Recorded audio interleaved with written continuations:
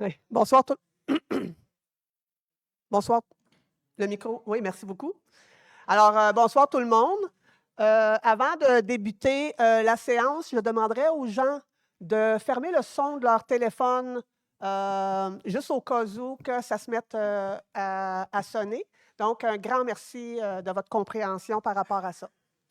Avant de faire, l'ouverture, de la séance, j'aimerais ça faire une petite rétrospective avec vous, de l'année, 2024, puis, des projets qui avaient été mis en place là, à la ville.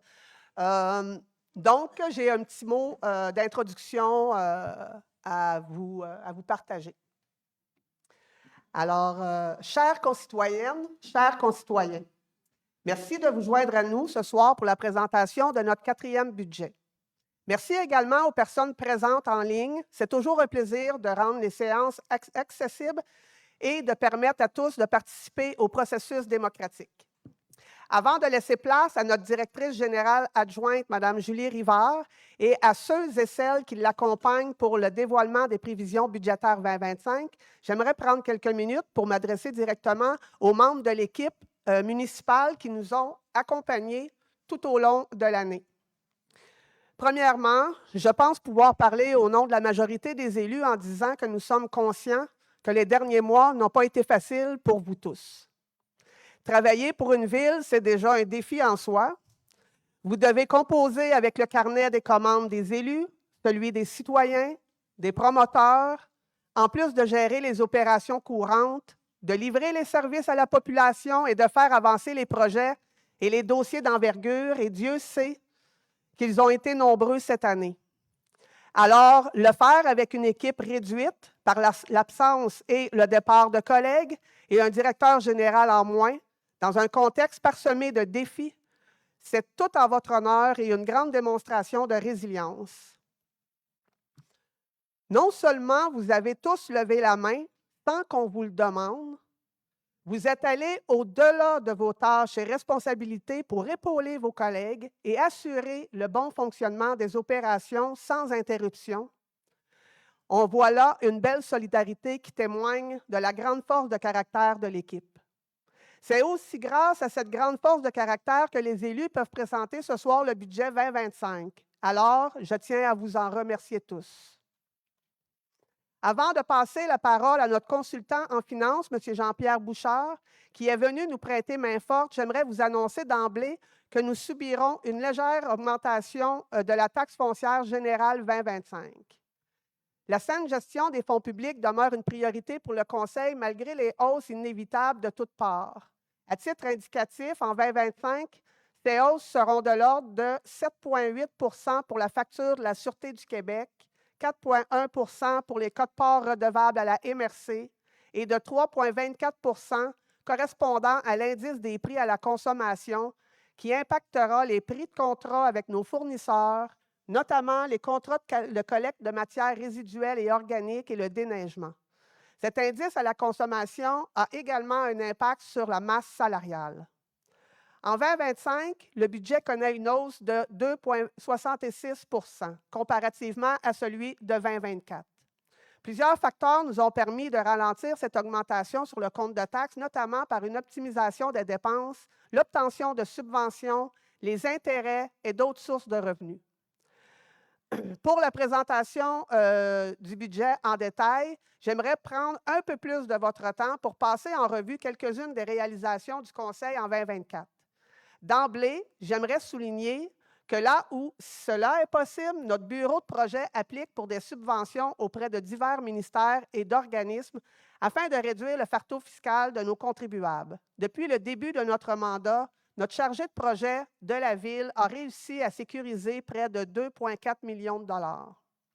Les infrastructures municipales ont été et continueront d'être une priorité pour le Conseil en 2025.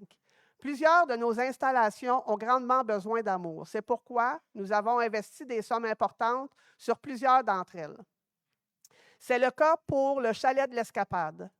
La Ville a procédé à la réfection intérieure et extérieure du bâtiment, notamment pour remplacer les drains français, rendre la fondation plus étanche, remplacer des cloisons, ainsi que l'isolation, et mettre aux normes l'électricité et la plomberie, en plus de refaire le balcon en arrière du bâtiment, les poteaux de soutènement, la dalle de béton, ainsi que les escaliers, pour un investissement de 235 000 $.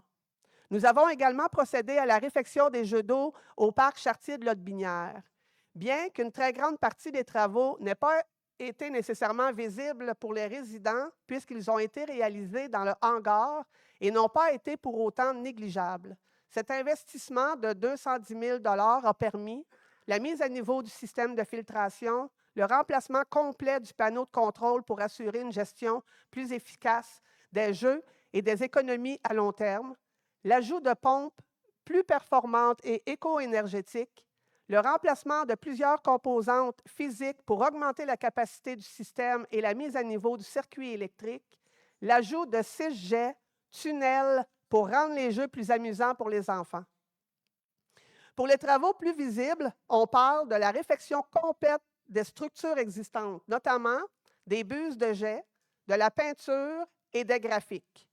La démolition d'une partie de la dalle existante et son agrandissement pour accueillir le nouvel ensemble de jets, le seau qui verse et les jets au sol, l'élargissement de l'espace de jeu des enfants sous l'eau, le remplacement complet de l'activateur, le petit poteau rouge qui ne fonctionnait plus et qui permet d'activer les jeux pour des intervalles d'environ 10 minutes, et finalement, à la peinture d'un circuit sur la surface pour stimuler la créativité et l'imagination des enfants dans l'aventure, l'exploration et la découverte. En août, en raison de nombreux enjeux de sécurité sur la rue Bourget, nous avons procédé au remplacement du trottoir par une piste multifonctionnelle surélevée pour sécuriser le déplacement actif. Ce projet a bénéficié d'une subvention d'un peu plus de 247 000 $ dans le cadre du Fonds pour le transport actif d'Infrastructure Canada, ainsi que d'une contribution financière du Collège Bourget. En septembre, l'équipe des travaux publics a entamé le défrichage de la voie ferrée pour planifier sa conversion en piste cyclable. Le planage de 2 tronçons près du chemin Saint-Thomas a permis d'en asphalter une longueur totale d'environ 100 mètres pour évaluer la durabilité d'un nouveau bitume recyclé lors des périodes de gel et dégel jusqu'au printemps prochain. Cette étape a profité d'une subvention de plus de 10 000 $ de Sentiers transcanadiens. Nous espérons pouvoir convertir les 8 km de la portion cédée par Via Rail en partie ou entièrement en 2025, sinon la compléter en 2026. Les travaux sont admissibles à une aide financière maximale de 1 365 000 $ du Fonds pour le transport actif du programme permanent pour le transport en commun. Au mois d'octobre, nous avons adhéré aux achats regroupés de l'Union des municipalités du Québec pour convertir l'éclairage des luminaires décoratifs et des terrains sportifs en éclairage DEL dès 2025. Rappelons que nous avons déjà remplacé l'éclairage de 433 lampadaires de rue en 2023. Ce projet, à lui seul, nous permettra d'économiser près d'1 demi-million de dollars sur la durée de vie de ces ampoules, qui est estimée à 20 ans. Le projet de remplacement de l'éclairage des terrains sportifs a été retenu dans le cadre du volet 1 du programme d'aide financière aux infrastructures récréatives, sportives et plein air pour une aide financière maximale d'un peu plus de 237 000 $. Nous avons également investi dans l'acquisition d'équipements pour mieux desservir la population. Le service de sécurité incendie peut maintenant compter sur un nouveau bateau de sauvetage pour continuer de porter secours et prodiguer les premiers soins sur la rivière des Outaouais et le lac des Deux-Montagnes, une acquisition au coût de 116 000 $. Les travaux publics, quant à eux, peuvent maintenant compter sur un nouveau balai mécanique pour continuer d'entretenir les 120 km qui longent les deux côtés des rues, une acquisition au coût de 437 183 $. Un nouveau camion 10 roues pour remplacer celui de 2004. Ce camion est indispensable aux bonnes opérations des travaux publics, que ce soit pour le transport en vrac, l'asphalte, le reprofilage des fossés, pour une acquisition de 285 000 $. Un nouveau tracteur utilitaire 4 saisons pour poursuivre l'entretien de nos sentiers, de nos terrains et effectuer le fauchage des emprises, une acquisition de 75 600 $. Ainsi que l'acquisition de 3 nouveaux écrans électroniques au coût d'un peu plus de 63 $ pour permettre à la division des communications de diffuser des messages d'intérêt aux résidents. Parmi les autres projets sur lesquels nous continuons de plancher, l'acquisition du sanctuaire Notre-Dame de Lourdes, qui poursuit son cours, les pourparlers se déroulent bien. La revitalisation de la rue Saint-Jean-Baptiste avec le soutien de rue principale, nous devrions recevoir le rapport de diagnostic en début d'année. Les rencontres du comité de dynamisation se poursuivront également en début d'année et les résidents seront invités à se prononcer sur certains scénarios d'aménagement à la fin du printemps 2025. La réalisation d'un plan particulier d'urbanisme pour le parc Dr Oscar Gendron. Un sondage est d'ailleurs en cours jusqu'au 13 janvier. Donc, si ce n'est déjà fait, je vous encourage grandement à faire entendre votre voix sur l'avenir de ce secteur. Vous serez également appelé à vous prononcer sur des aménagements lors d'une activité participative, possiblement au printemps 2025. Le projet de reconstruction de l'usine des traitements des eaux usées et de ses étangs aérés occupera sans grande surprise une grande partie des membres de l'équipe. En ce qui concerne l'aménagement de la salle de l'amitié et de l'édifice Paul Brasseur, pour lui conférer une plus grande utilité et pour tenir les séances du Conseil, le projet sera réalisé en début d'année. Finalement, pour ceux qui doutent du rythme et du volume de travail accompli par les membres de l'équipe municipale, je peux vous confirmer qu'ils n'ont pas chômé.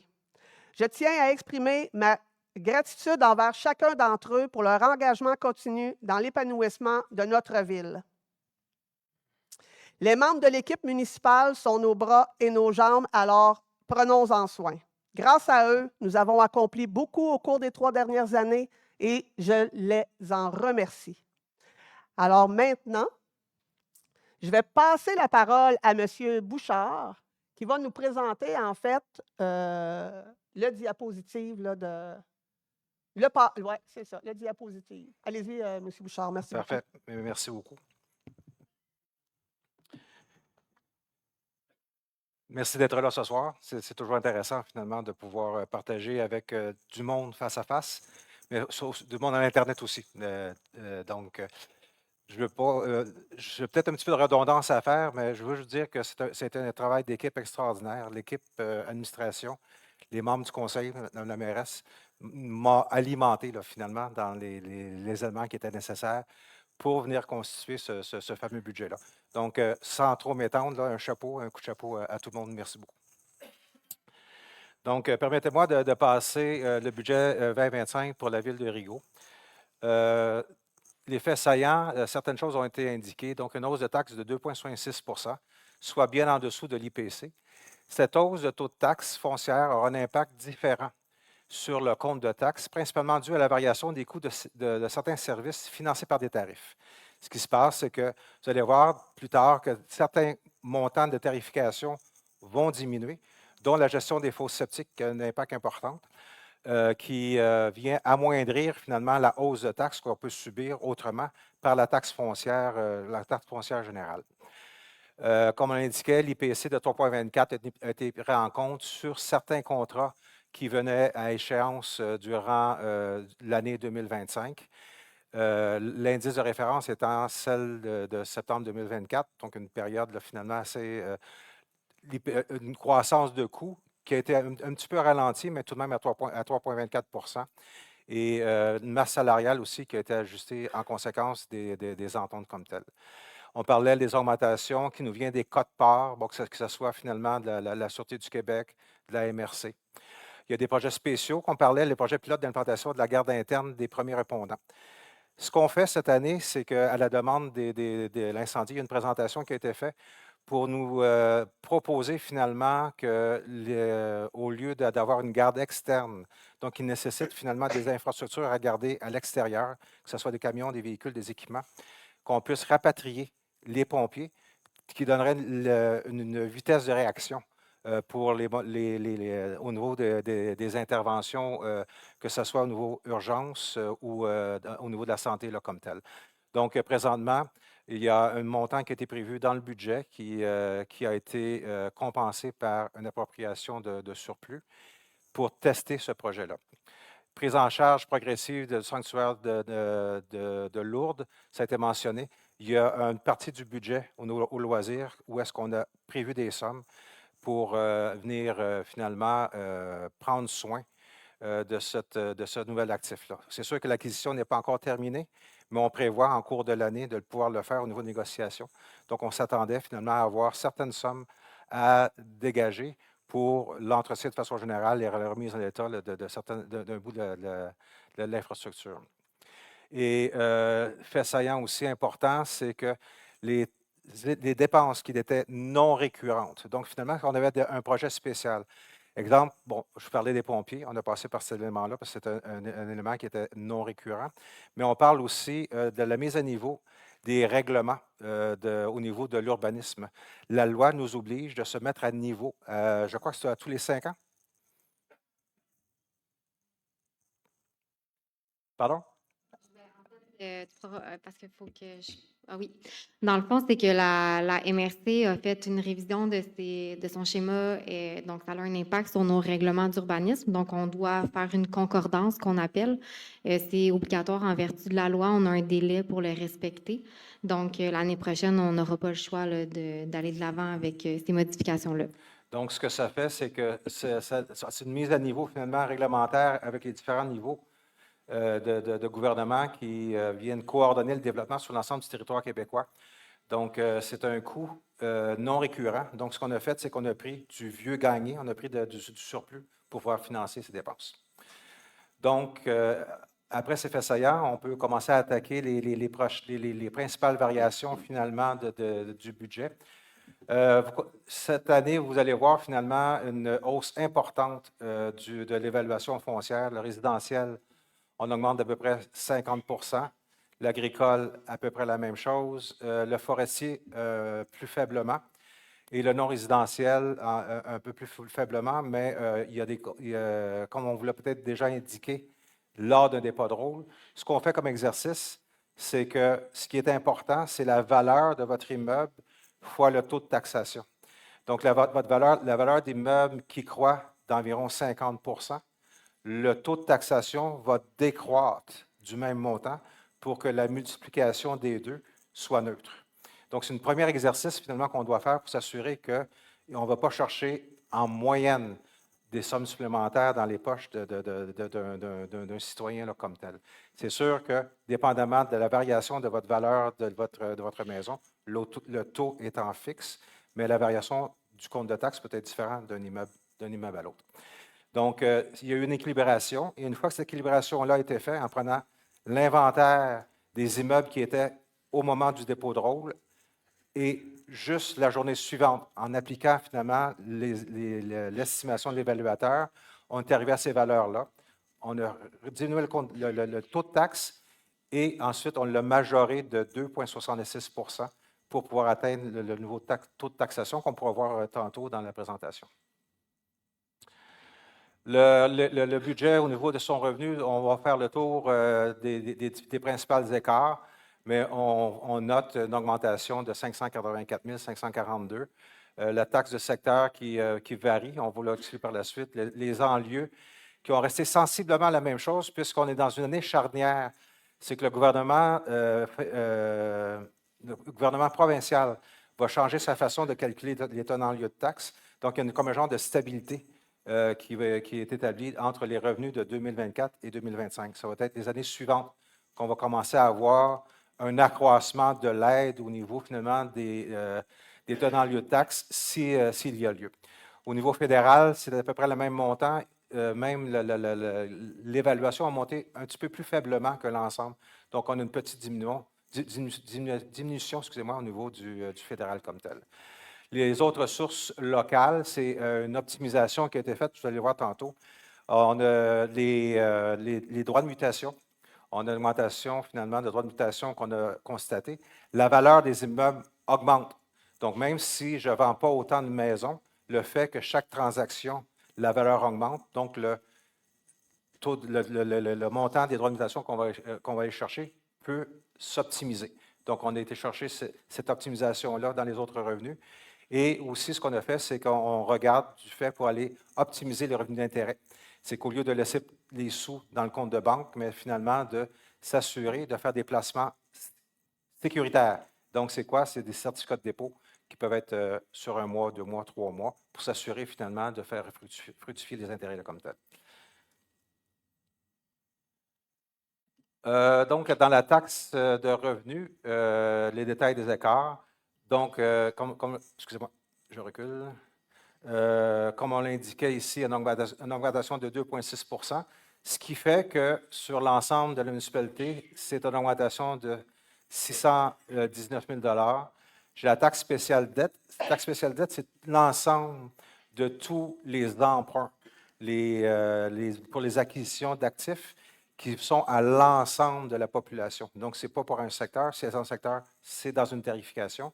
C'est la dette, finalement, qui doit être supportée pour l'ensemble des citoyens, une augmentation de 206 956, mais qui est compensée, finalement, par, vous allez voir tantôt, le tarif sur les fosses septiques ont baissé, puisqu'on a changé la façon d'administrer le parc des fosses septiques là, sur le territoire.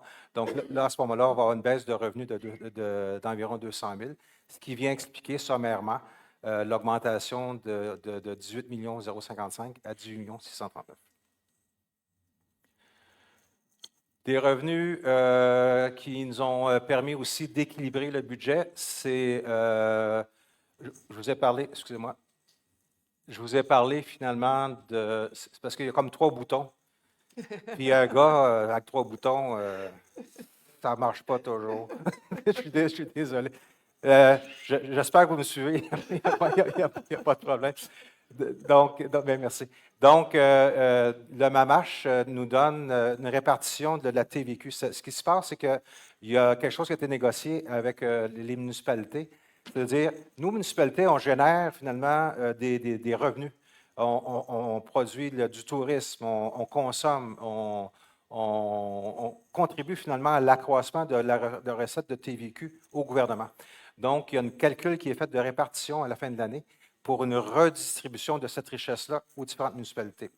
Donc, la ville de Rigaud a pu avoir une augmentation d'environ 141 029 sur le montant qui a été confirmé pour le transfert de MAMACH pour les points de TVQ.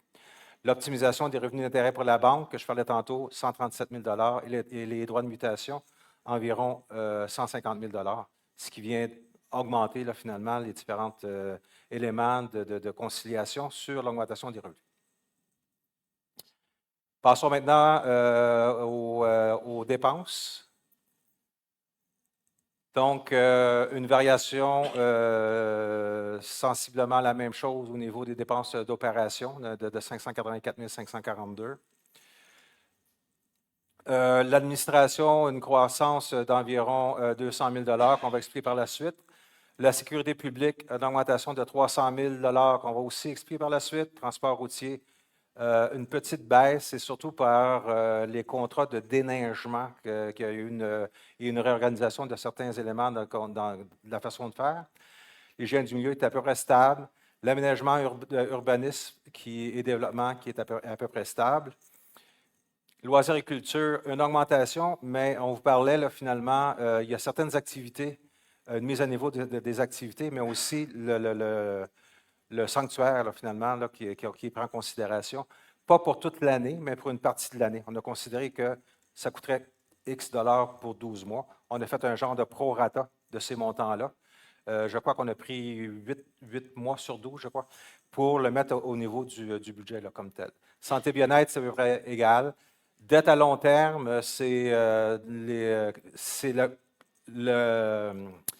la conséquence de la taxe spéciale dette, donc en 2024, 2 115 000 et en 2025, par l'acquisition de certains éléments qu'on a financés en courant d'année, donc une augmentation d'environ 200 000. Équilibration du budget, les affectations des fonds réservés.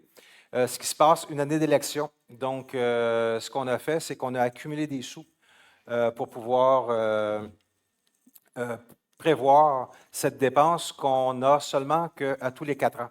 Donc, au lieu d'augmenter le budget d'un seul coup au bout de 4 ans, on vient lisser cette dépense-là en accumulant des sommes, et cette somme-là est ensuite récupérée l'année d'élection, c'est l'année 2025, pour pouvoir éviter d'augmenter le compte de taxes par cette dépense non récurrente. Il y a une appropriation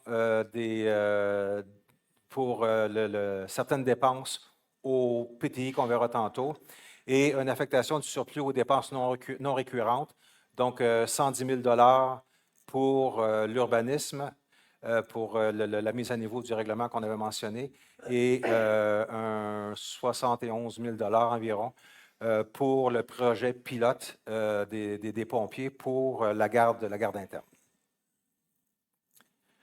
Donc, les principales variations dans l'administration générale, des élections, mais comme j'ai dit précédemment, qui est compensée par une réserve accumulée, mais qui font partie de l'augmentation tout de même de 143. Il y a un revenu à la fin du budget qui vient le compenser, mais ça apparaît quand même dans l'augmentation de mes dépenses. Le service informatique, bon, malheureusement, ça devient un incontournable. C'est quelque chose qui nous aide là, dans l'administration, une hausse d'environ 20 000 de services. Ce n'est pas vraiment des services supplémentaires, c'est plutôt des hausses de coûts là, comme telles. Quelques services supplémentaires, mais surtout des hausses de coûts. L'assurance générale, comme vous et moi, là, et vos assurances ont tous augmenté, mais la municipalité, c'est la même chose, une augmentation d'environ 9 000 des honoraires de vérification au niveau des états financiers, puis quelques projets qu'on pourrait leur demander, mais c'est principalement au niveau des états financiers. Et différents ajustements au réel. Ce qu'on a fait, c'est que pour équilibrer le budget de 2025, ce qu'on a fait, c'est qu'on a comparé les années 2023, 2022, 2023, non, excusez-moi, 2023, 2024, 2025, le budget, le réel, puis on a regardé l'évolution de certaines dépenses. Donc, ce qu'on a fait, à l'intérieur de chacun des budgets, on a été voir s'il y avait des sous qui avaient été comme mal attribués. Donc, quand on parle qu'il y a eu des divers ajustements au réel, c'est que quelquefois, le budget n'était pas suffisamment pour une certaine dépense. On a augmenté le budget. Et à d'autre part, les dépenses n'étaient pas, les budgets n'étaient pas complètement dépensés. Donc, on a pris ces sommes-là, puis les plus et les moins, là, finalement, qui viennent expliquer d'autres petits écarts. Ça fait qu'il y aura sans doute cette ligne-là sur les autres acétates. Là, je ne reviendrai pas là, avec cette ligne-là. C'est juste qu'on a regardé à travers le temps l'évolution des dépenses, l'évolution des revenus aussi, puis on a ajusté finalement le budget 2025 pour prendre en considération la réalité.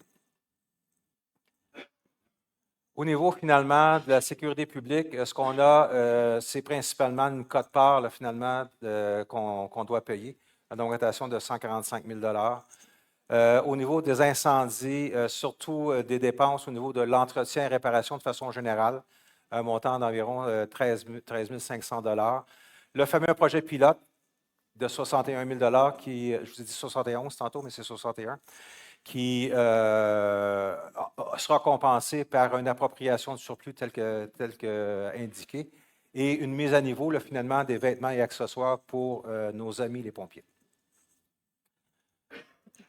Au niveau du déneigement, une bonne nouvelle, on a été en soumission. Le contrat de neige a diminué d'environ 100 000 donc 99 200 ce qui explique principalement la différence qu'on constate de 109 467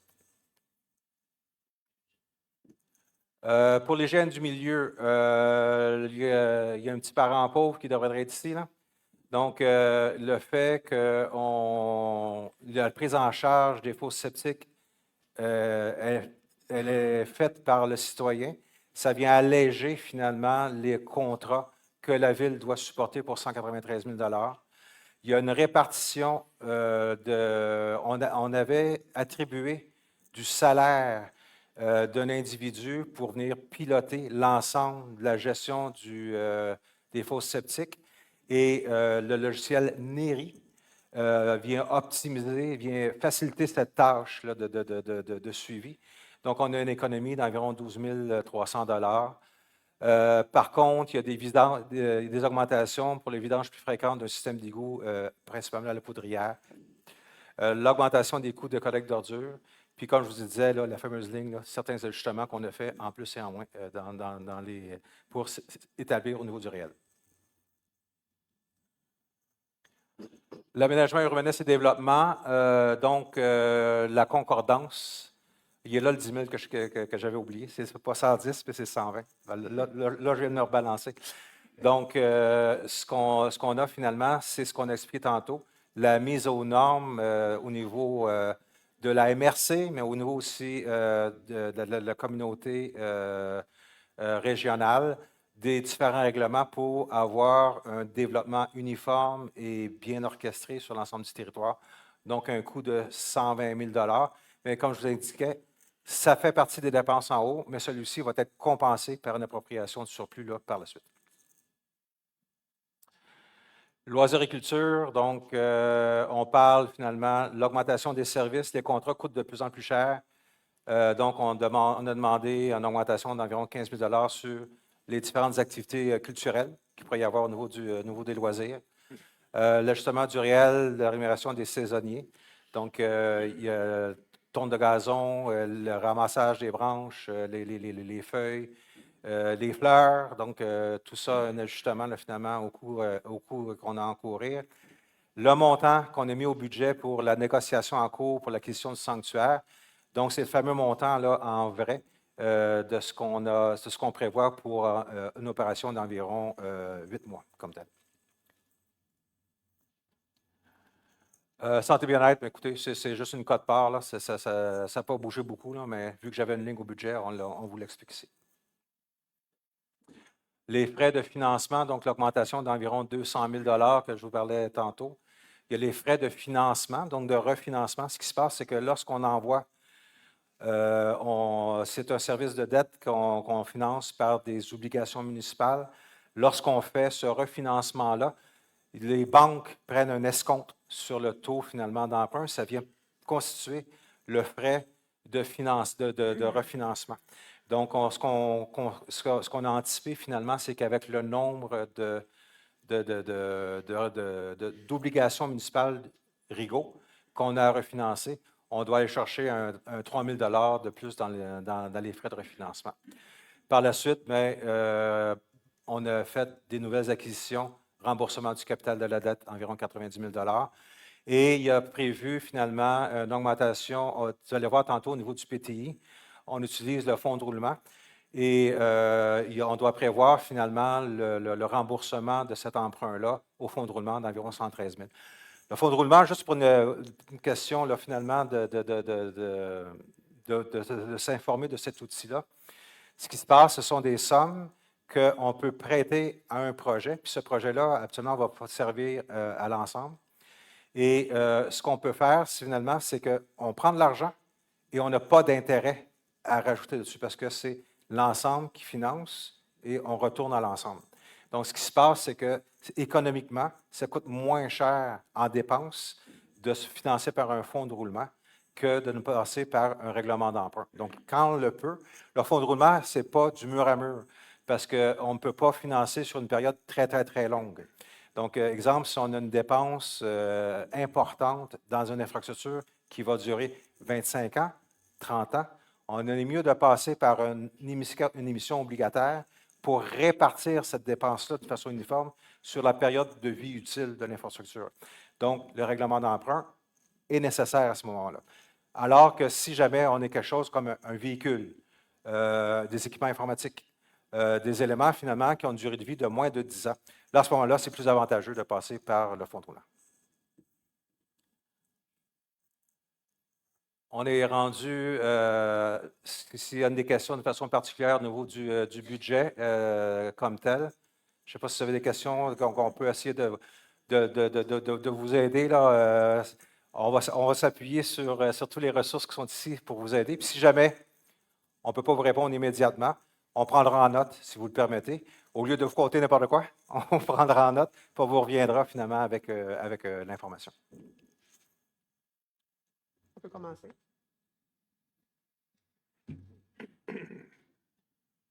Bonsoir, Jean-Claude Charret. Bonsoir. Question qui brûle toutes les lèvres des personnes ici. Quelle va être la tarification comprenant la taxe foncière, plus le financement? L'année passée, on avait 79,9 cents. Quel va être cette année le taux? Oh mon Dieu, on l'a dans notre règlement. Attendez, là. Ça sera présenté dans les autres diapositives par après, si vous voulez, là, dans la tarification. Oui. Attendez. Vous allez voir le taux. Vous avez l'air de le savoir par cœur? Ah non, non. Quelqu'un ici, certain qui avait travaillé sur le budget, vous pouvez nous dire ça? Oui, bien, la tarification va vous être expliquée par la suite de façon un peu plus détaillée. Donc, le taux de taxe et la tarification va suivre par la suite. Le taux d'accord, c'est ce qu'on va coûter ici. On veut savoir le plus vite possible. Oui, oui, tout à fait, je comprends.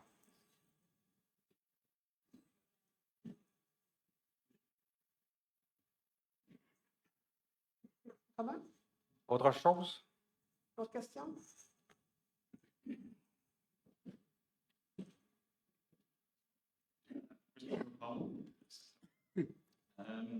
Une question sur mon évaluation.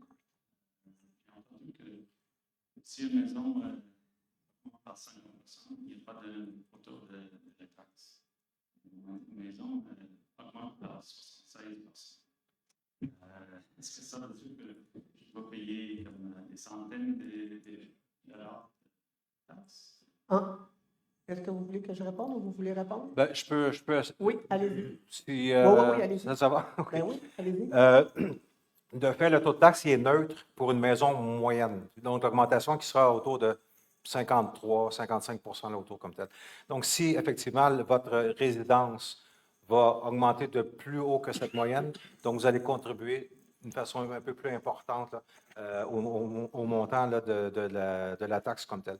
Si vous voulez avoir une réponse exacte, ce qu'on pourrait faire, vous pourrez nous donner la valeur de votre immeuble, puis on pourra vous calculer votre compte de taxe théorique si vous voulez. Juste une autre question sur le budget. Je vais juste demander par. OK, excuse-moi. OK. Pour la portion de budget sur la dette, je pense qu'il manque une chose. Est-ce que le conseil connaît la dette totale de la ville de Limoux? Oui, en fait, ce que vous avez vu, allez-y. Non, c'est beau. Oui. Mais ce que vous avez vu, c'est ce qu'on va payer l'année prochaine, en 2025. Ce n'est pas le total. Le total n'est pas, Ça, c'est ce que je veux savoir. indiqué. Est-ce qu'on a l'information? Je n'ai pas malheureusement l'information sous la main, mais c'est une excellente question. Je la note, puis on va pouvoir vous revenir avec ça. Parce que ce qu'on a parlé, c'est l'impact directement sur le budget, mais c'est important de garder l'œil sur l'augmentation de la dette. Donc, il y a deux choses que vous nous demandez finalement. C'est juste, tantôt, me donner la valeur de votre maison, puis on vous reviendra aussi pour le montant total de la dette de Rigaud prévue pour 2025. Et pour les questions de PTA. PTI? Ça va être suivant la présentation, oui. Merci beaucoup. Oui, allez-y. Oh, il y a le micro. Oui. Les gens en ligne demandent si on peut seulement monter le son du micro de ceux qui posent des questions. OK, merci. Désolée, merci. Merci beaucoup. Je voudrais parler de votre placement, qui est environ 2,8 millions ou 1,2 million. 4,5, 137 000 d'intérêts de revenus. Pour les intérêts, vous voulez dire? Vous avez, lorsqu'on a passé là, cette diapositive-là, Oui. on voit que vous avez 137 000 d'intérêts que vous avez reçus. D'accord. C'est un placement? Non. Ça vient d'où? Du compte de banque. Il vient du compte de banque? Bien, quand on a un compte de banque, on retire des intérêts de ça. Oui, mais ça prend des sous ça, pour qu'ils soient là pour ça. C'est ça? Bon. Alors, votre placement, je l'évalue à 2,8 millions, 3,2 millions, à 4,5. On n'a pas de placement. On n'a pas de placement. Regardez-moi, il y a un montant qui rapporte des intérêts. C'est le compte de banque, c'est ce que je vous dis. OK. Mais pourquoi vous laissez autant d'argent alors que souvent vous achetez, vous payez des intérêts? En fait, on a parlé tantôt du surplus. Bien, ça fait partie du surplus, ça, cet argent-là. Là. Je ne sais pas si vous comprenez. Le compte de banque, Oui. c'est le surplus de la municipalité en tant que tel aussi. Là. Donc, tantôt, on a parlé qu'il y avait des acquisitions qu'on allait faire avec le surplus. Donc, on n'ira pas en règlement d'emprunt ou au fonds de roulement. Oui. Parce que c'est des dépenses qui ne sont pas récurrentes. C'est des dépenses ponctuelles. Ça ne serait pas correct, dans le fond, d'attribuer un certain montant au budget juste pour réduire les taxes. Parce que en faisant ça, la dépense qui est récurrente, elle demeure là. elle reste là, année après année. Donc, on devient un peu dépendant du surplus à un moment donné parce que si on arrête, les taxes vont... C'est pour ça que nous autres, dans le fond, depuis le début, on n'attribue pas un montant du surplus directement au compte de taxes. On va attribuer en 2025 le surplus pour les dépenses là, qui sont juste ponctuelles, qui ne reviendront pas là, l'année suivante. Donc, ce qui n'aurait pas de 137 000 d'intérêt, c'est seulement ce qui a été ramassé en 2024. Non. Non, ça remonte à 2-3 ans. Là. Ben, ça remonte à bien plus que 2-3 ans. Mais Ça remonte à des années. quel est l'avantage de cumuler un montant comme ça alors que vous achetez... Allez-y, M. Bouchard. Si vous permettez. Ce qui se passe, c'est qu'il y a, dans la municipalité, il y a une équité intergénérationnelle qu'il faut faire. OK? Cette équité intergénérationnelle-là fait que si le bien ou un service va servir sur plusieurs années à la population, il est préférable de faire payer, admettons que c'est sur 10 ans, c'est préférable de faire un emprunt sur 10 ans puis payer des intérêts, mais que le bon citoyen qui bénéficie du service va être taxé pour ce service-là, versus de prendre un vieux gagné qui appartient à une autre génération et de financer un bien qui va servir dans le futur. Donc oui, il y a dans certains moments, dans certaines situations, il est préférable de payer comptant, si on le peut, si c'est quelque chose qu'on consomme régulièrement. Mais si c'est quelque chose qui a une longue vie, c'est préférable de faire un emprunt. Je voudrais savoir, vraiment, là, si j'ai un rendement de 2,8 à 3,3 à ma banque, puis je paye 5-6 d'intérêt sur ce que j'achète, j'ai de la misère à vous suivre. Oui, mais ce qu'il faut faire, c'est qu'il faut réfléchir non pas comme un individu, mais comme une collectivité.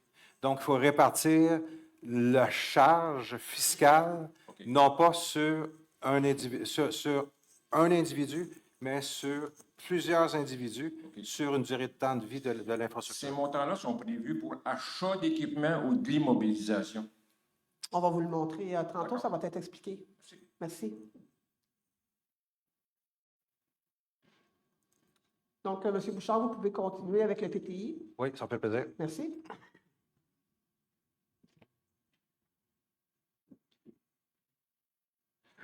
Donc, on a parlé du budget d'opération. Maintenant, on va parler finalement du budget d'investissement, donc le fameux PTI.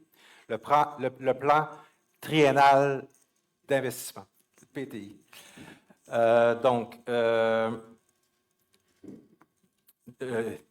Investissement d'immobilisation. Donc, ce que vous allez avoir ici, finalement, c'est le financement prévu pour les années 2025, 26 et 27 et de quelle façon on vient le financer. Donc, le pavage annuel, donc c'est une remise en état de certaines rues de la municipalité. Donc, un emprunt qui ira à l'ensemble. Pour 2025, on prévoit 273 000, 593 000 en 2026 et 2027. Il y a l'asphaltage. Un autre projet, c'est l'asphaltage et bordure du stationnement du garage municipal.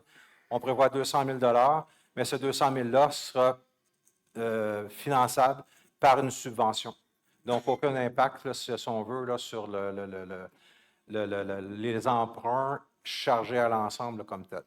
La piste cyclable voie ferrée, un projet d'environ 2 118 500 qu'on va faire et financer en 2025, 65 en subvention et un 35 finalement qui sera en taxation là, d'un service de dette lorsqu'on va aller emprunter ces sommes. Piste cyclable, l'ensemble de territoire, le plan de mobilité, un montant de 599 900. Ce bout se fera seulement qu'en 2026.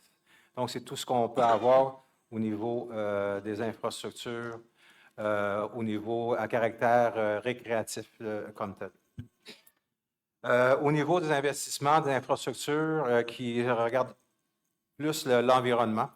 Donc, il y a ici, ce qui est intéressant à voir, c'est qu'il y a une stratégie ici de démarrage un peu plus rapide. Vous avez finalement des dépenses, des honoraires de dépenses qui vont être utilisés et financés pour diagnostiquer finalement l'eau usée. C'est quoi sa teneur? D'où viennent les émergences? Est-ce qu'on est capable de quantifier? Et ces éléments-là vont nous aider finalement à démarrer le règlement porteur, le paquebot, là, si on veut, pour les étangs aérés d'un montant finalement d'environ 21 millions de dollars. Ce qu'on veut faire, c'est agir rapidement. Donc, au lieu d'avoir toutes les études pour partir le règlement, on a des études au niveau environnemental, on a les cahiers de charges, on a l'analyse finalement de tous les éléments qu'on doit faire. Ça prend énormément de temps. Ce qu'on veut faire, c'est qu'avec ce petit règlement qui va être chargé sur le même secteur, ça va permettre finalement de démarrer plus rapidement et de nous aider à structurer le grand projet des étangs aérés.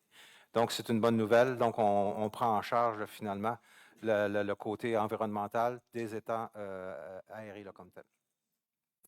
Il va y avoir ici une mise aux normes du système de traitement poudrière, taxé en partie au secteur, et il y a une subvention qui vient nous aider là-dessus. La mise en marche du PP5, donc une station de pompage qu'on doit donner un coup de démarrage. Remplacement des aérateurs à l'usine d'épuration, qui va sans doute nous aider là, à gérer les odeurs et certains inconvénients qu'on peut subir comme tel. Ensuite, encore dans l'infrastructure finalement de services, des génératrices qu'on va installer au niveau du réseau d'égout sanitaire. C'est que lorsqu'on est en... Excusez-moi, je reviens. Lorsqu'on peut être en panne, lorsqu'on peut être dans une situation finalement où est-ce qu'on a une gestion importante à faire et qu'une panne électrique arrive, mais le fait d'avoir des génératrices nous empêche d'avoir des survesses. C'est que si le réseau, on ne peut plus gérer le système de pompage à cause de manque d'électricité, mais là, il peut y avoir un déversement dans l'environnement. Ça va nous permettre finalement de limiter ce genre de situation. Mise en pratique de mesures du plan de protection d'eau. Ça, ce que c'est que le gouvernement nous incite à regarder la richesse qu'on a, qui est l'eau sur notre territoire, que ce soit par les eaux souterraines, que ce soit finalement par les rivières. Comment on doit gérer? C'est quoi le plan qu'on doit faire pour protéger cette ressource-là, pour pas qu'elle s'épuise comme telle? Donc là, ce ne sont pas des interventions, c'est des études. C'est des études qui sont demandées par le gouvernement. Puis je pense que c'est porteur, c'est important. C'est une immense ressource qu'est l'eau potable. Donc, c'est quelque chose qui va nous mettre en ligne avec la bonne gestion de cette ressource indispensable. L'achat de véhicules au traitement des eaux, on demande de faire... C'est un véhicule qui est relativement vieux, mais on demande finalement de passer un plan sur la flotte totale des camions. Ce qui est en urgence, on va le faire. Vous allez voir tantôt, il y a un camion qu'on va acheter immédiatement. C'est de 2012, je crois que c'est ce camion-là. Il coûte plus cher de réparation que de gaz. Ça fait qu'à un moment donné, c'est important finalement de remplacer ce véhicule-là. Donc, on a priorisé ce camion-là. Par contre, pour les autres matériels roulants, ce qu'on a demandé, c'est qu'on a demandé d'avoir une politique de gestion de la flotte pour savoir quels sont nos besoins puis comment est-ce on devra le mettre dans le temps. L'infrastructure hôtel de ville Levac, encore là, une mise à niveau sur le territoire, partie subventionnée, partie taxée à l'ensemble. Il y a le démantèlement de l'halte routière. Bon, c'est quelque chose que vous avez dans le visage depuis un certain temps. On décide là, finalement de passer à l'action et d'utiliser un surplus libre, donc de l'argent du vieux gagné, pour venir financer cette dépense-là non récurrente de 128 000 $ pour le démantèlement de cette halte routière-là, ce qui va donner finalement accès à un terrain qui pourrait être revendu, ou en tout cas, il y aura peut-être sans doute une source de revenus là, à prévoir là, par la suite, suite à ce démantèlement-là. Le remplacement du tracteur à gazon, mais encore là, on l'a retassé dans le temps parce qu'on veut faire une étude, comme on vous disait, de la flotte comme telle. Et Il y a excusez-moi, je reviens en arrière. Et il y a le vieux camion que je vous dis là, qui, à la blague, là, qui coûte plus cher de réparation que de gaz. Malgré qu'on n'a pas ce plan-là, on a décidé tout de même, là, je pense que c'est sage, de prioriser l'achat de ce véhicule-là et on va utiliser le fonds de roulement à cet effet. Réflexion des parcs municipaux, on a un plan qu'on suit d'année en année, donc c'est une continuité, 2025, 2026, 2027. Il y a des glissoires, il y a des jeux finalement qui sont hors normes au niveau de la sécurité, remise à niveau de certains éléments à l'intérieur de ça. Chalet l'Escapade, refaire sa toiture pour fidéliser l'investissement qui est là pour pas qu'il y ait une détérioration. Fonds des parcs encore pour 105 000 les DEL dans le parc Chartier, il y a une subvention à 40 puis il y a une somme aussi qu'on avait déjà accumulée, donc on reprend une partie de ce financement-là par le surplus libre. Réfection de terrain de pétanque, on parle d'un montant au fond des parcs pour 23 100 $. La salle du conseil, on veut vous recevoir plus aisément, avoir de meilleurs outils de communication. On rajeunir finalement la salle du conseil. On parle de 95 500 $. C'est une dépense, c'est des équipements, c'est des mobiliers, mais aussi des éléments électroniques. Donc, 95 500 $. Construction d'un garage-entrepôt en remplacement du 18 Saint-Antoine, un montant de 620 000 qu'on va quand même passer au fonds de roulement parce que c'est quelque chose qu'on va étendre dans le temps. Au niveau de la dépense et on utilise finalement le fonds de roulement qui ne coûte pas d'intérêt pour financer cette infrastructure-là. Donc, ce que ça va permettre finalement, c'est de garantir la pérennité de certains équipements. Là, présentement, l'entrepôt qu'on a, bon, il y a un petit peu d'eau qui s'infiltre, le bâtiment ne rend plus le service auquel il est dû. Donc, on doit penser à le remplacer là, comme tel. Le système de sécurité des édifices. Donc, dans les édifices municipaux, on gère des clés, il y a des activités, il y a des rencontres, il y a des associations. La gestion de clés prend énormément de temps, puis les clés peuvent se perdre, ne reviennent pas. Ça met en cause la sécurité des immeubles, la sécurité des investissements qu'on y fait. Donc, l'achat finalement d'un système de sécurité qui permet d'avoir des clés électroniques va simplifier le temps qu'on consacre à la gestion de la sécurité de ces immeubles-là. L'achat d'un véhicule 4 roues pour remplacement et remorque pour le sentier l'Escapade. Encore là, c'est une petite urgence qu'on a passée en 2025. Et ce que ça donne finalement, c'est que pour le PTI, on a une somme de 7 588 600 prévue en emprunt, en subvention, en fonds des parcs, en appropriation de surplus, 7 588 en 2026, 14 millions et en 2027, 10 millions. C'était le projet de dépenses en immobilisation. Merci beaucoup. Est-ce qu'on avait des questions au propos du PTI?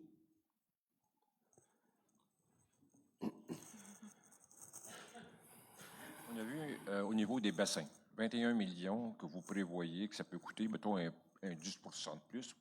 C'est assez rare qu'on arrive là. Mais vous ne nous rassurez pas quelles vont être les subventions qu'on va retirer là-dessus. Bien, on le répète là, depuis plusieurs années. Là, le gouvernement fédéral, provincial nous donne une subvention de 10 millions quelques. Donc, cette subvention-là est cannée. C'est quelque chose qu'on va avoir. C'est canné, c'est signé, vous êtes rassuré. OK, parfait. On parle de la piste. Ça fait des années qu'on en parle de ça, M. Charest. Oui, mais vous savez que les prix changent tellement dans n'importe où. Oui, peut-être qu'il y aura une mise à jour, une mise à niveau, peut-être. Une mise à jour, on est habitué à des mises à jour de ce temps-ci. Oui, des mises à niveau, des subventions, ça serait le fun, ça. Piste cyclable. Je vois que vous avez 2 millions la première année, là, que vous voulez mettre là-dessus. Vous avez une subvention sur le 5 %. Qu'arrive-t-il si, dans la compression des dépenses, le gouvernement du Québec dit c'est 1,45 $? Continuez-vous avec votre projet? En fait, on a la lettre de confirmation, donc ils ne peuvent pas revenir en arrière. Là. C'est ça. Qu'est-ce qu'on vous a inscrit, dans le fond? C'est parce que c'est confirmé. Quand c'est pas confirmé, on peut même pas s'avancer. Bon. Même pas sur un mini pourcentage, on peut pas s'avancer quand c'est non confirmé. Personnellement, je trouve que la municipalité met beaucoup d'argent dans ce projet-là, alors qu'on a des chemins dans votre municipalité qui manquent d'amour. Pour le dire. Pour moi, ça sera une priorité. Et franchement, je pense qu'on aurait pu avoir. Maintenant, vous avez quantifié les dépenses pour ce projet-là. Moi, je pense que vous n'avez même pas rencontré les agriculteurs pour voir ce qu'ils en pensaient. Et si je prends comme exemple, là, dans la MRC Nouvelle-Beauce, là, il y avait un beau projet, pareil comme le vôtre, là. Mais ils se sont aperçus qu'en l'an dernier, ils ont obligé de construire un viaduc pour des vaches, pour un agriculteur, puis ça va coûter 450 000. C'était une dépense imprévue, ça. Une chance que c'est la MRC. Alors, si vous avez des dépenses imprévues de même, je pense que ça aurait été mieux de rencontrer les agriculteurs, de connaître leurs droits. Et après ça, parce qu'ils ont des droits, il y en avait le monsieur ici, puis d'ailleurs, je vais remettre la copie à mon conseiller qui va la partager avec vous autres tantôt. Merci beaucoup. Moi, ça me fait peur, ce projet-là, parce que vous avez des dépenses que vous n'avez pas quantifiées, puis ça peut déranger pas mal. Et c'est peut-être la quote-part de la municipalité qui devra ramasser ça. Pour les mobilisations, c'est complet pour moi. Merci beaucoup, M. Charette.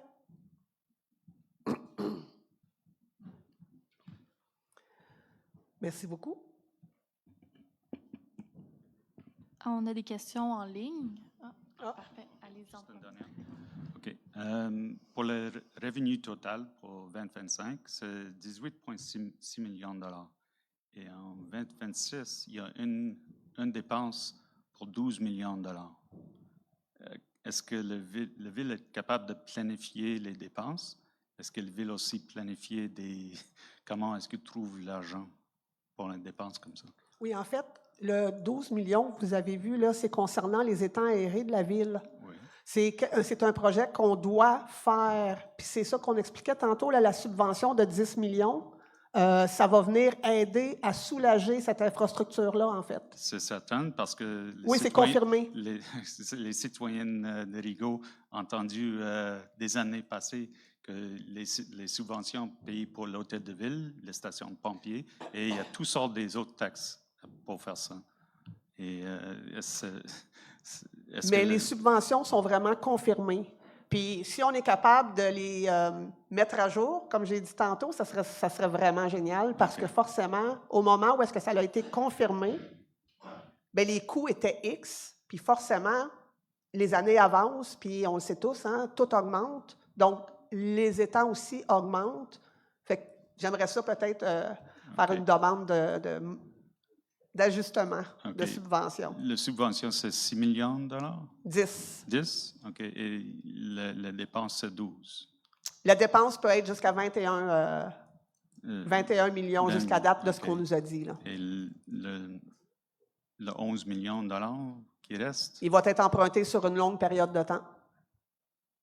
C'est par la dette, vous faites ça? Oui, c'est ça. Et normalement, ça se paye par une augmentation des taxes? En principe, oui.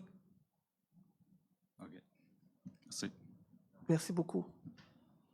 Est-ce qu'on avait des questions?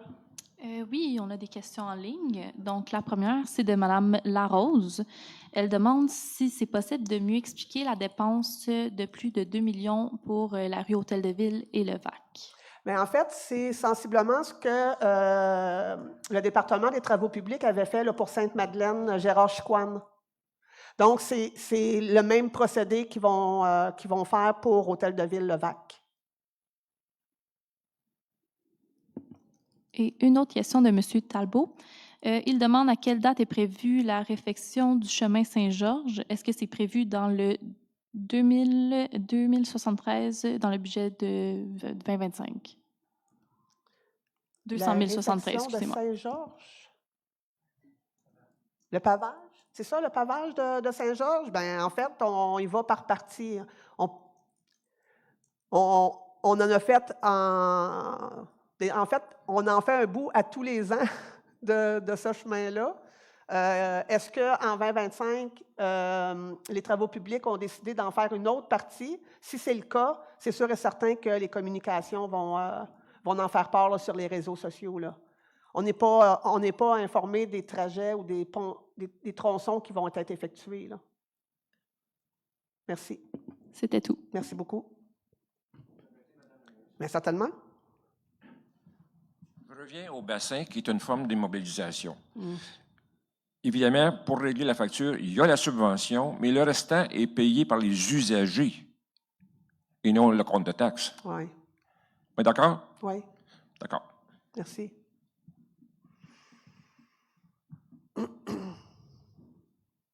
Donc, merci, M. Bouchard. Est-ce que vous voulez passer maintenant aux simulations? Bien, oui, effectivement. Ben oui. On va peut-être passer par la variation des tarifications, des choses comme ça. Ben oui, allez-y. Donc, c'est les éléments finalement qu'on va prendre en considération dans les simulations comme telles. Donc, vous vouliez savoir comment ça coûte? On est rendu là. Donc, on va vous présenter le taux de taxation et tarification des services municipaux dans les acétates, pas les acétates, mais les projections qu'on va voir par la suite. Acétate, je viens de trahir mon âge. Comme on vous expliquait, il y a eu une rééquilibration finalement du taux de taxe qui était à 69 sous, qu'on a baissé d'environ 50 pour arriver à 40 quelques sous.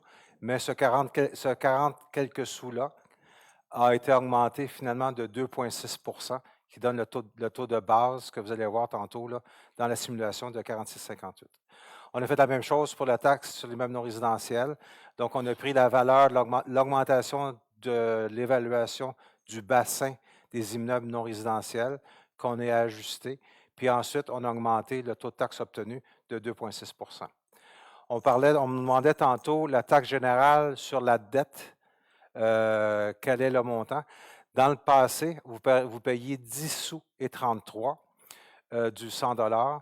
Il y a eu une augmentation, comme je vous l'expliquais, d'environ 200 000 $, mais le taux baisse parce que je l'applique sur une valeur d'évaluation plus grande. Ça fait que sommairement, là, ça va s'équilibrer, plus l'augmentation du 200 000 de services de dette. Donc, c'est ça. Ça, c'est pour la taxe foncière générale et spéciale. Vous allez voir tantôt dans les simulations, la taxe foncière générale, la première ligne là, comme telle, elle va augmenter de 2,6 de façon générale, on se comprend, pour un immeuble moyen. On se comprend que, dépendamment de votre immeuble, là, la variation pourra ajuster. Le taux sera le même, mais le compte de taxe pourra remonter à cause de l'augmentation de votre charge sur la valeur foncière là, comme telle. Donc, dans les tarifs, ce qu'on a fait de façon très, très générale, je vais vous l'expliquer, c'est pour 80 des tarifs qu'on va voir, c'est que bien souvent, ce qu'il va faire, c'est qu'on va regarder les contrats, les intrants, les éléments finalement qui constituent la base du service qui est rendu. Et ensuite, on le divise par le nombre d'utilisateurs, l'évaluation du bassin desservi ou ces éléments-là. Donc, le tarif peut bouger d'une à l'autre, mais bien souvent, ça va être un facteur de 2 éléments. Si je rajoute, exemple, 15 portes de plus dans les ordures, mais aux mêmes dépenses, mon taux va baisser parce que je suis comme plusieurs, là, finalement, à venir financer cette dépense-là. Donc, pour le taux de base résidentiel dans les ordures, quasiment pas de variation. Pour le commercial, donc c'est les gros contenants, une variation, mais c'est principalement, oui, un petit peu dans les coûts, mais principalement par le nombre de personnes là, finalement qui vont utiliser ce tarif-là.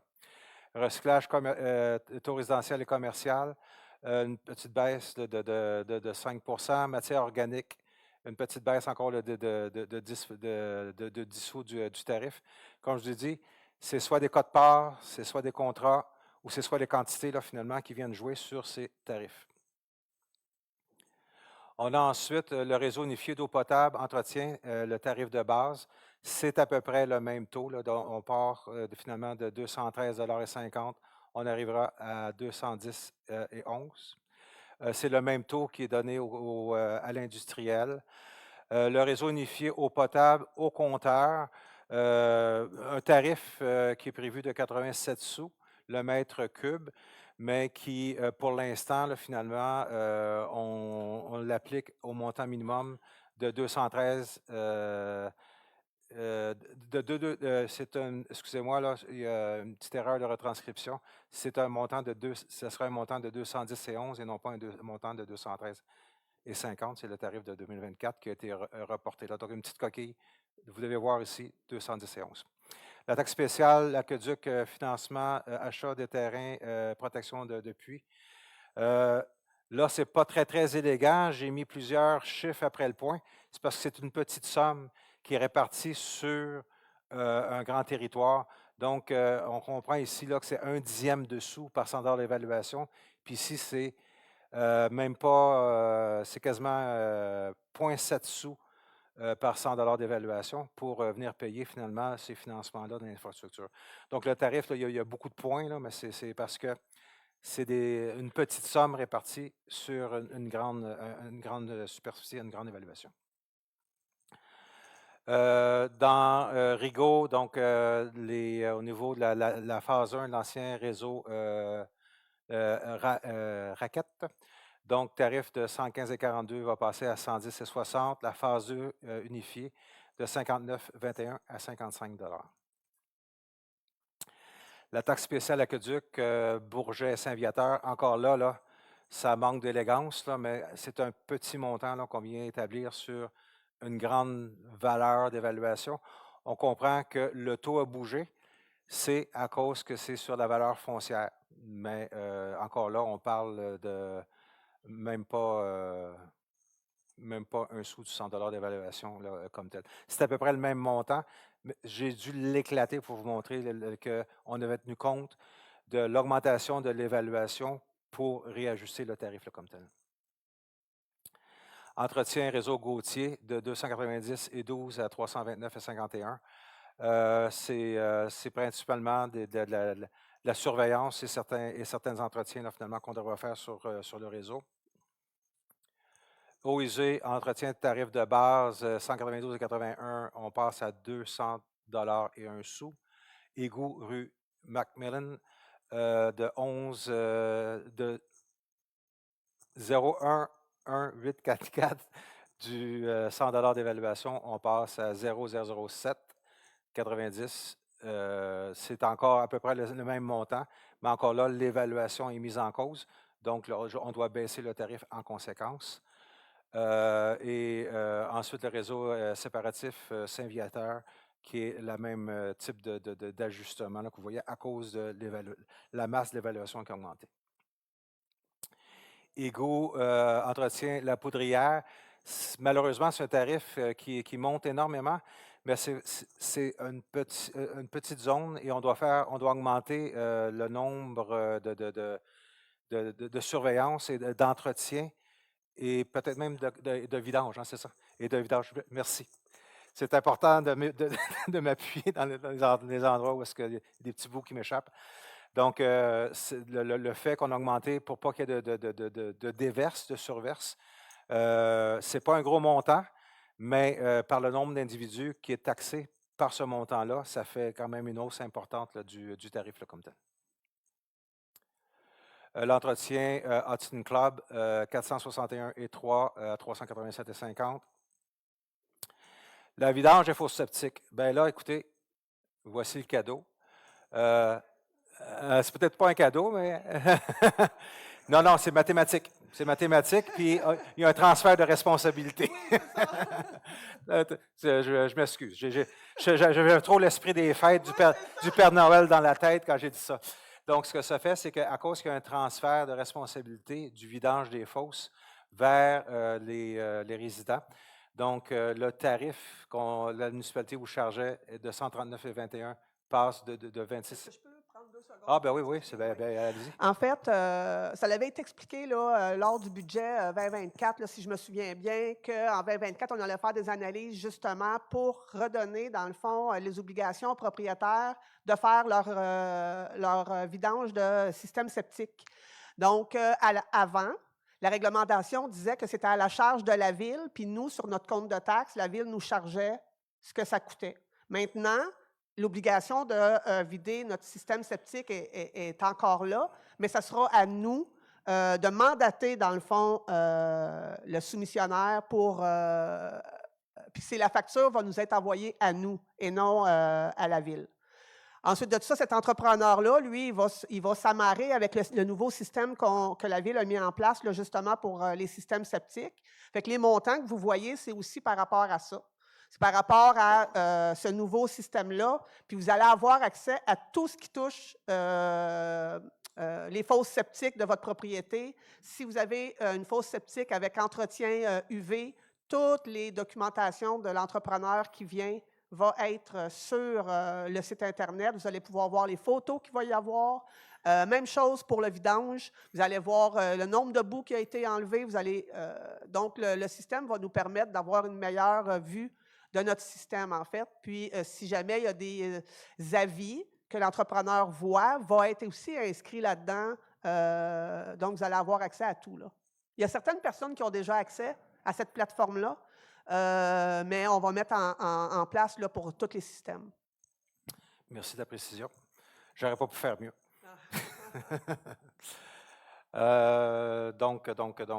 C'est les tarifs de vidange qu'on vous a expliqués. L'entretien ultraviolet qui va demeurer sensiblement la même chose.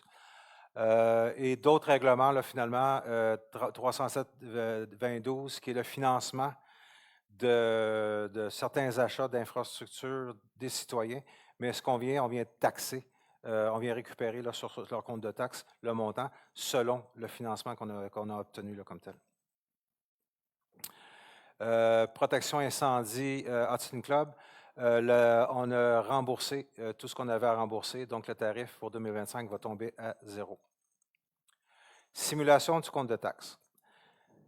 On va commencer. Vous avez de mémoire 7 secteurs qu'on va visionner. On va venir expliquer finalement la variation que pourra avoir pour un immeuble moyen. Ce qu'on parle finalement, c'est 272 020. On pense que dans la moyenne, puis on se comprend qu'on peut se tromper, là, mais la moyenne qu'on voit, c'est autour de 415 000 comme tel. Donc, si on prend l'augmentation du compte de taxes qu'on aura sur la ligne foncière, vous allez le constater sur chacune des projections que vous allez voir par la suite, correspond à l'augmentation de 2,66.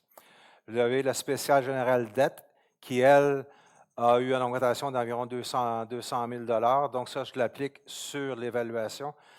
Cette augmentation de 200 000 $ vient vous faire bouger cette tarification d'environ 14 %. La taxe sur ordures, ça ne change pas pour ce secteur, 94 $. Taxe recyclage, une économie, 6 $.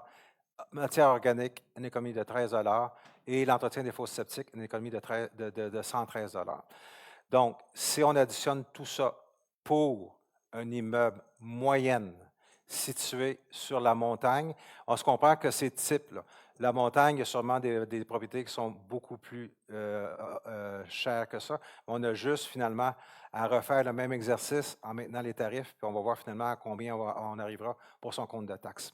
Donc, la variation pour l'immeuble type qu'on a pris à travers l'ensemble des municipalités serait une diminution de 45 $ et une diminution du compte de taxes de 2 %. Pourquoi?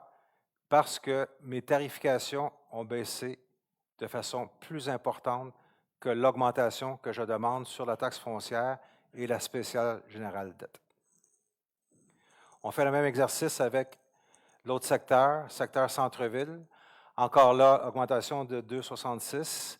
La spéciale dette, pas de surprise, l'augmentation de 38 $, la même chose. Les tarifications, ici, moins de baisse de tarification. 88. Excusez, ça continue de l'autre côté. Il faut que je continue. Donc, ça tient sur 2 pages, je suis désolé. Donc, diminution de 33 dans l'égout séparateur viateur d'environ 1 $. La taxe matière organique, environ 14 $. Et si je continue l'explication pour arriver à mon total, l'aire de protection des puits, ça reste fixe. pas d'économie. L'entretien réseau unifié, une économie de 4 sur le tarif. Et le financement du réseau unifié phase 2, une économie de 4 Si je vais revenir en arrière, les augmentations que j'ai faites de 88 95 moins les diminutions finalement de 21, 29, ça arrive finalement là, à mon total que je vois ici. Et ça, ce que ça va représenter pour un immeuble qui serait situé dans le secteur centre-ville, une augmentation de 66 sur le compte de taxes moyen sur un immeuble moyenne de 2 On fait la même chose avec le secteur rural, avec service d'aqueduc. Donc, ce qu'on fait finalement, pas de surprise sur mes deux premières lignes, 50 38 parce qu'on a pris un immeuble là, de 415 000 pour avoir un étalon équivalent sur l'ensemble du territoire. Taxes d'ordures, pas d'économie. Taxe recyclage, 6 c'est les mêmes économies finalement qu'on a reconnues tantôt, sauf que le mix de services qui est utilisé pour desservir la propriété dans un secteur est différent d'un secteur à l'autre. C'est ce qui va constituer finalement l'écart à constater. L'entretien des fosses septiques, une diminution de 113 l'eau, entretien réseau unifié, le financement du réseau unifié, les mêmes diminutions que tantôt.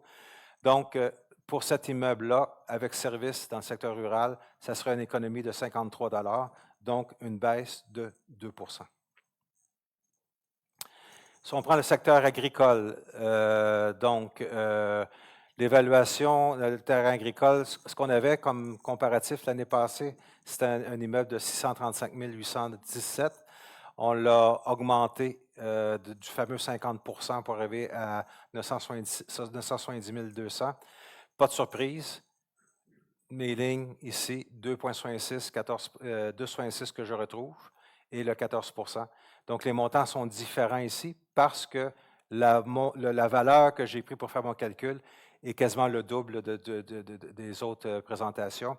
Si on prend la totalité des écarts, moins le crédit MAPAC, là, le taux, c'est 46 et 60 que j'avais pour 2024. Il y a sans doute un réajustement qu'il y aura en 2025.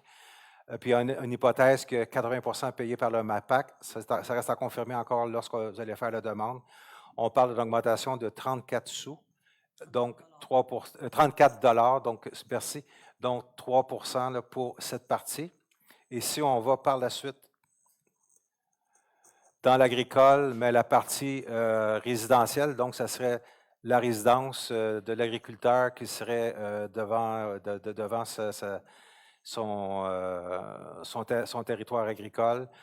On parle à ce moment-là, selon les tarifs, pas de surprise, 2,66, 14 On vient faire l'équilibration finalement de la fosse septique.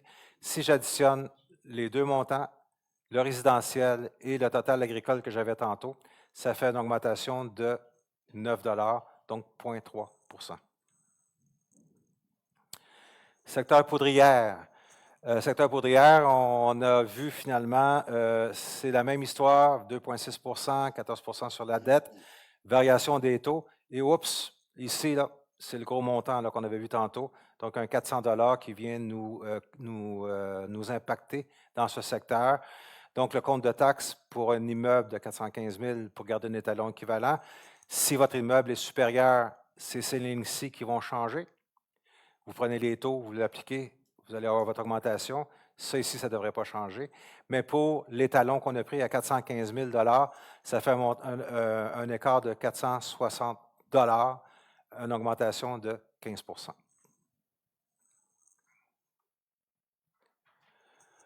Secteur Hudson Club, la foncière, encore là, pas de surprise ici.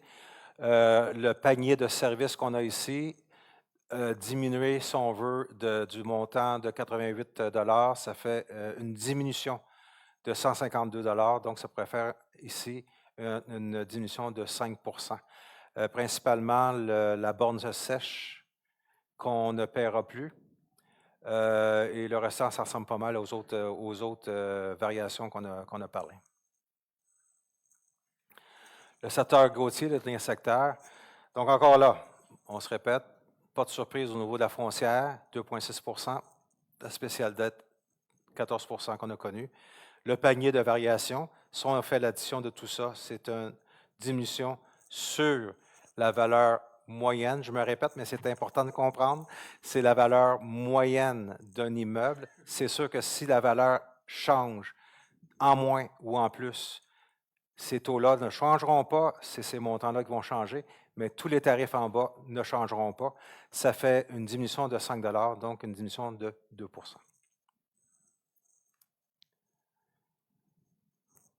C'était les taux de taxe. Question par rapport à la présentation que M. Bouchard vient de nous présenter.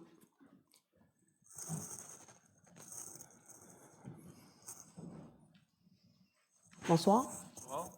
Danny Descosses, chemin de Jérémy Gauthier. Une petite question pour vous. Le taux moyen qui passe de 272 à 415, c'est comme dans le secteur Gauthier, il n'y a pas vraiment une maison moyenne à 415 000 dans ce coin-là. Oui, mais ce qu'on a voulu faire, c'est sûr que ça fait un billet, mais encore là, ce que je peux vous indiquer, c'est que si vous avez votre immeuble, on peut faire une simulation comme telle. Mais ce que ça fait, c'est que avec cette valeur-là, ça vient montrer le pourcentage moyen d'une valeur moyenne. Mais si vous voulez, là, seulement qu'à nous indiquer votre immeuble, puis on pourra vous simuler votre compte de taxe. Mais sinon, c'est de prendre finalement les pourcentages que vous avez sur votre valeur foncière, plus ou moins les tarifications que vous allez voir, puis ça va donner votre augmentation. C'est sûr que si c'est plus que 415, le compte de taxe est supérieur au compte de taxe moyen, donc la valeur va monter. Oui, mais est-ce que le taux d'intérêt, est-ce que le taux de taxation est pareil? Le taux de taxation est pareil. Le taux de taxation, dans le fond, de 2024 était à 6,92. Là, il est 4,96. Le taux a diminué, en fait. Fait que dans le fond, qu'une maison qui est évaluée à 700 000 puis qui passe à 1,2 million, en fait, c'est toujours le même taux de taxation. Oui, tout à fait. Oui, exactement. En fait, on s'est basé sur la moyenne. Oui, dans l'exemple que vous donnez, si vous dites une maison qui passe de 700 000 à 1,5 million. À 1,1 million. À 1,1, bien, c'est ça. Si la valeur de la maison augmente d'à peu près 50 le taux a baissé d'à peu près 50 donc le montant de taxe va être équivalent. OK. Parfait. On y va avec le taux, en fait, c'est ça. Ben, merci. Merci beaucoup. Oui, oui, M. Ménard. M. Ménard, juste un instant, Kevin, on ne vous entend pas. Ton micro. Oui. Allô? Oui. 1, 2. Marciane. 1, 2. Oui, OK. Dans mon cas, moi, j'ai subi une augmentation de ma taxe résidentielle. Bien, pas de taxe, mais l'évaluation de 92 Fait que moi, si je me fie avec le taux de 52 mais moi, ça étonne une augmentation à peu près de 40 que je dois payer, plus le 2,6 C'est ça. Mais la réalité étant que ma maison, elle a la valeur présentement marchande. Oui, c'est ça. Fait que quand je regarde mon évaluation, ça fait très mal, mais j'ai la valeur reflétée sur le marché présentement. C'est une logique aussi à un moment donné. On était taxés beaucoup haut, mais sauf que nos évaluations étaient basses un peu. Exactement. Demain matin, tu vends ta maison, ben, tu vas vouloir plus que qu'est-ce que ton ancienne évaluation, c'est normal aussi. Des citoyens aussi de la rue Guyane que je connais, qu'eux ont passé d'une valeur de 700 000 à 1,2 million, mais ça compte dans le 50, même les jeunes qui ont passé dans 42 Fait qu'eux, ils se ramassent avec une réduction de taxation. Mais le coût, quand tu reçois le compte de taxe, tu te dis, aïe, aïe, on est rendu à 1,2 million, on est rendu millionnaire, mais non, tu ne fais pas de même dans ton compte de taxe, dans ton revenu. Donc, non, cette année, l'évaluation, le nouveau rôle d'évaluation, il est assez méchant, mais la réalité fait en sorte qu'on a une belle réalité. Mais moi, comme j'ai dit, j'ai mis beaucoup d'investissements sur ma maison au courant des années. Quand je regarde ma maison, oui, ça fait j'ai la bonne valeur. Puis tout le monde, si vous voulez, vous pouvez faire une réévaluation si vous voulez, avec des mesures de le faire. Moi, je vous dis, si vous voulez le faire, faites-le, mais c'est souvent dans le cas, l'exercice, moi, personnellement, je pense qu'il a très bien été. Parfait. Merci beaucoup. Merci.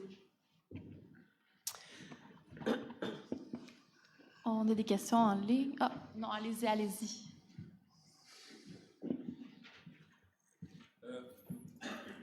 J'ai une maison de 430 000 d'évaluation qui représente à peu près la remise de jardin de Céline Dion. Et j'ai une augmentation de 12,6 sur mon compte de taxes. OK. Puis si jamais vous voulez le faire calculer, je trouve ça énorme. Il y a un excellent exercice dans votre tarification à 54 cents 26.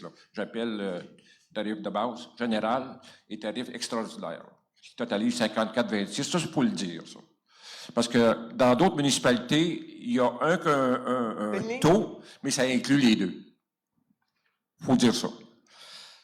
Maintenant, je vais faire une rectification. On a vu tantôt là, au niveau du secteur agricole.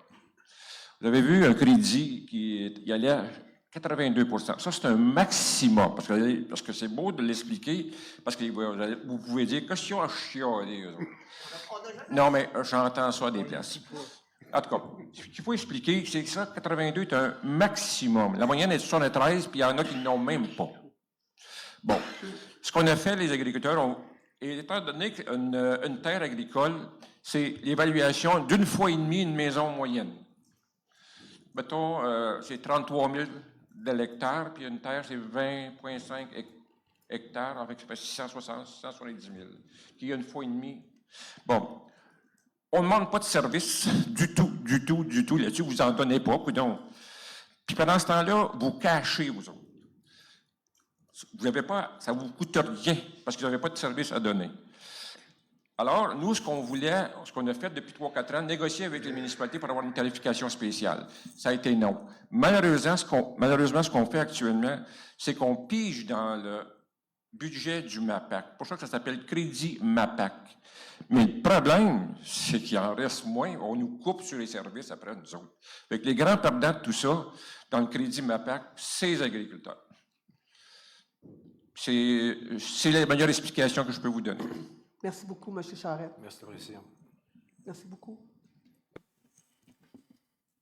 Donc, on a 2 questions sur les fosses septiques. La première est de Marc-Antoine Poirier.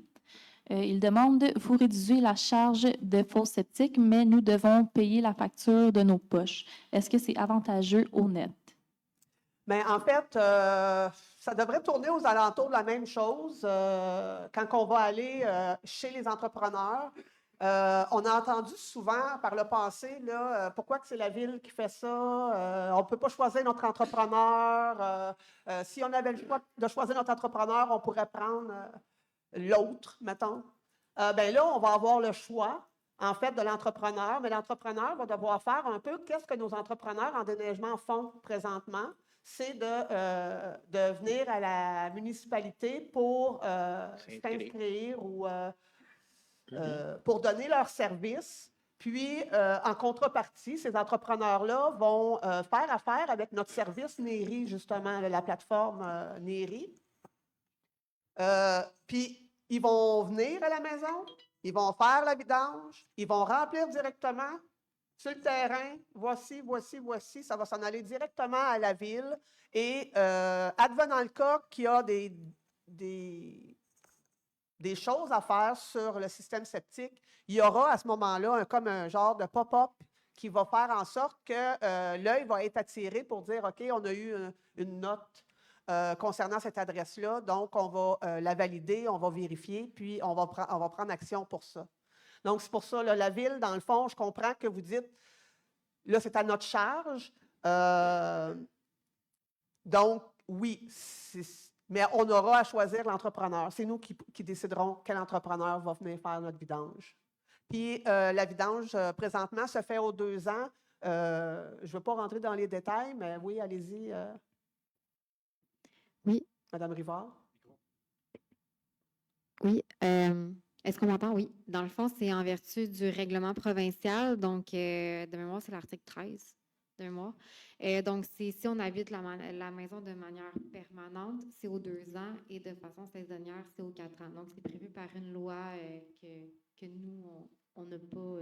c'est pas nous qui avons décidé, là. Donc, c'est provincial. On doit l'appliquer tout simplement. Oui. Puis, pour juste... On a tous des appareils électroniques avec calendrier. Bien, si d'emblée, aujourd'hui, on met un rappel dans notre téléphone aux 2 ans, bien, à tous les 2 ans, ils vont nous dire, bien, cette année, c'est à toi de faire ta vidange, donc tu dois appeler ton entrepreneur pour faire les vidanges parce que forcément, la ville, elle va dire, OK, maintenant, c'est au secteur nord à faire la vidange. On va avoir des publications comme qu'on fait aujourd'hui pour avertir, mais il faut prendre quand même nos responsabilités là, puis s'assurer que ce soit fait aux 2 ans. Merci. Et la deuxième question de M. Christian Lebeau, je pense qu'on a pas mal répondu. Il demande, bonjour, pourquoi payer 26 $ sur nos taxes pour un registre de vidange de fosse exigé par la ville? J'ai pas besoin de registre date photo pour la vidange. Pourriez-vous m'expliquer? Je pense qu'on a pas mal En fait, répondu. on a fait le tour. C'est vraiment pour la surveillance de la ville. On a des obligations, nous autres, avec les gouvernements. Donc, c'est un système qui est très peu dispendieux, en fait, puis qui nous donne des, comme je l'ai dit tantôt, là, des avertissements advenant le cas qu'il se passe quelque chose.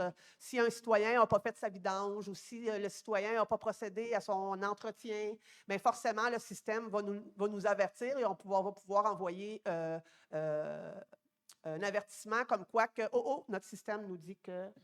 mais ça prend ça. C'est un coût minime, mais qui va aider, dans le fond, dans la gestion des fosses septiques.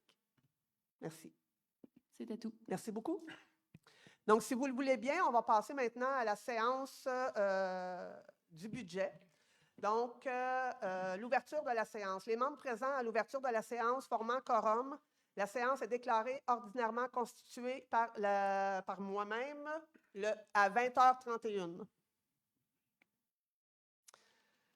Constatation que l'avis de convocation a été signifié tel que requis, conformément à l'article 323 de la Loi sur les cités et villes. Les membres du Conseil constatent et confirment que l'avis de convocation de la présente séance extraordinaire a été dressé et signifié à tous les membres du Conseil.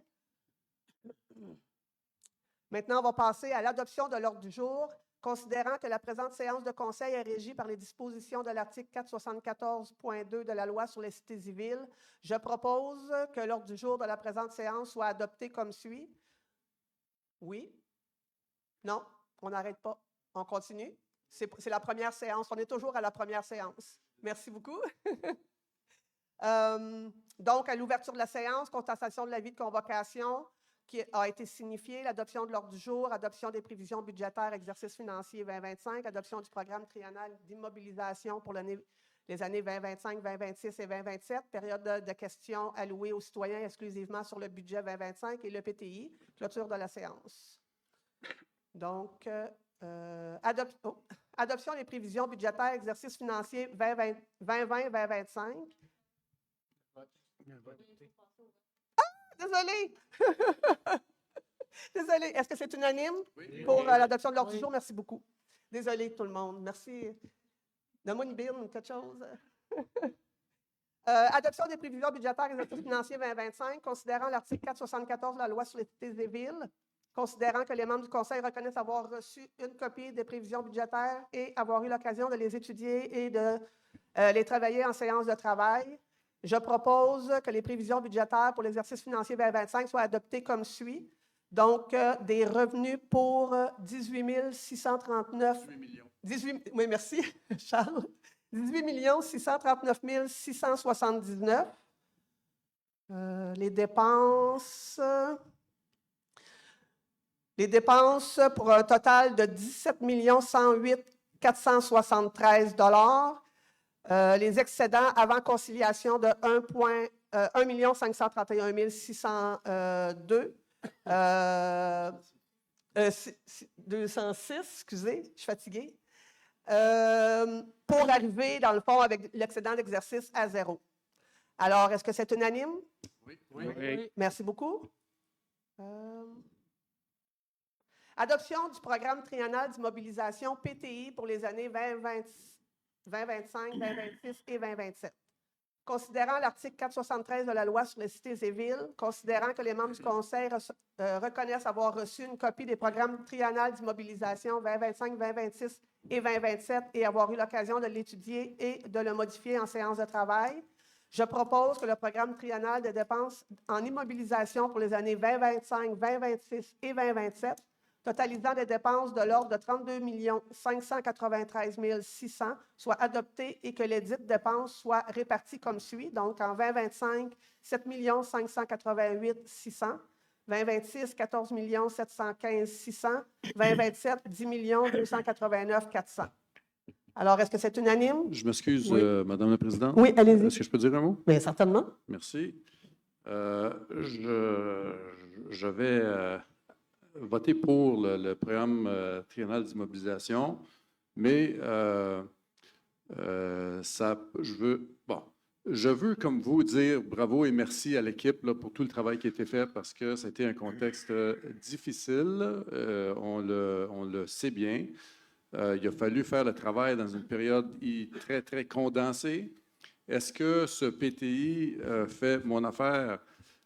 Malheureusement, non, pour plusieurs raisons que je ne prendrai pas le temps de parler là, mais je veux vous dire que je salue l'effort qui a été fait.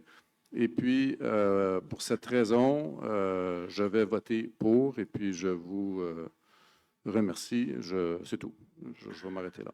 Merci beaucoup, M. Meunier. Donc, est-ce que c'est unanime pour le PTI 2025, 2026 et 2027? Oui. Merci beaucoup.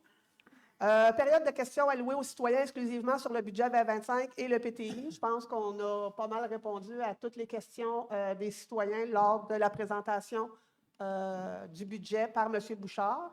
Alors, je vais passer maintenant à la clôture de la séance. Alors, les points à l'ordre du jour étant tous épuisés, je propose que la présente séance soit clôturée à 20h36. Alors, est-ce que c'est unanime? Oui. Merci beaucoup. Donc, mesdames, messieurs, si vous voulez demeurer dans la salle, il y aura une